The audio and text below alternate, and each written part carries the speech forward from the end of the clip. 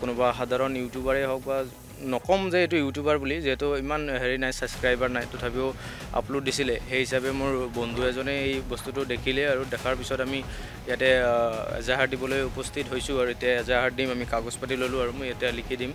তো সেইকাৰণে আমি আৰু হৈছোঁ, যিহেতু জুবিনদাৰ অনুৰাগী চবেই হয় আৰু আমিও জুবিনদাৰ অনুৰাগীয়ে হয়।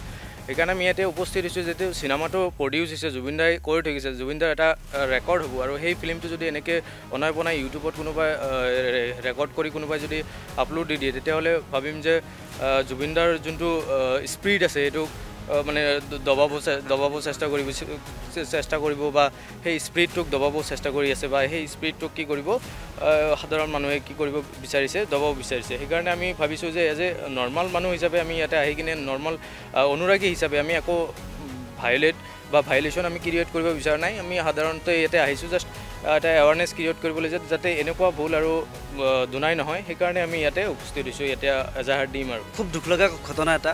আজি প্ৰায় 1মান বজাত মই ভাত পানী খাই যেতিয়া আমি শুব লৈছোঁ, তেতিয়া ফোনটো অকণমান চাওঁ বুলি ইউটিউবটো খুলি চালোঁ।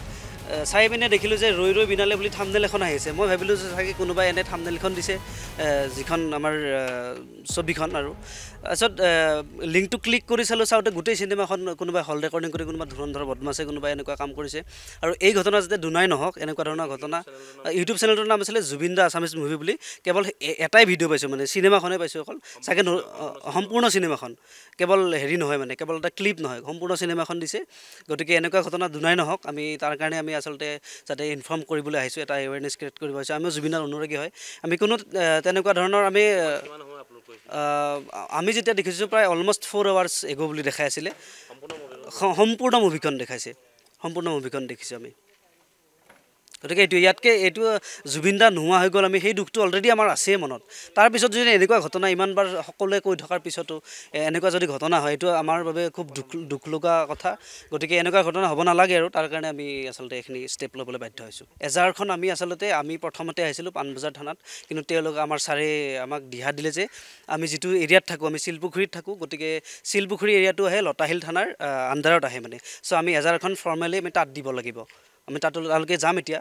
এজাহাৰ যিহেতু আমি বৰ্তমান মোৰ বন্ধুজন সি শিলপুখুৰীত থাকে, আৰু শিলপুখুৰী জেগাটো যিহেতু লতাশিল থানাৰ আণ্ডাৰত আহে, লতাশিল থানাৰ জুৰিডিকশ্যনত আহে। সেইকাৰণে আমি ইয়াতে আহিছিলোঁ, যদিও ইয়াতে চাইবাৰ ক্ৰাইমৰ যোন মেইন মানুহ আছিলে বা আমাৰ ছাৰ আছিলে, সেই ছাৰজনে আমাক দিহা দিছে যে আপোনালোকে ইয়াতে চাৰ্ভাৰৰ কিবা প্ৰব্লেম থাকিলে আপোনালোকে ইয়াতে এজাহাৰ দিব পাৰিব। কিন্তু আপোনালোকে যদি এজাহাৰ দিব বিচাৰে, যিহেতু আপোনালোকৰ শিলপুখুৰী হয়, সেই শিলপুখুৰী জেগাটো যিহেতু লতাশিলৰ আণ্ডাৰত পৰে, লতাশিলৰ জুৰিডিকশ্যনৰ আণ্ডাৰত পৰে, তেতিয়াহ'লে আপোনাৰ লতাশিলত হেৰি দিব লাগিব, মানে এজাহাৰটো দিব লাগিব।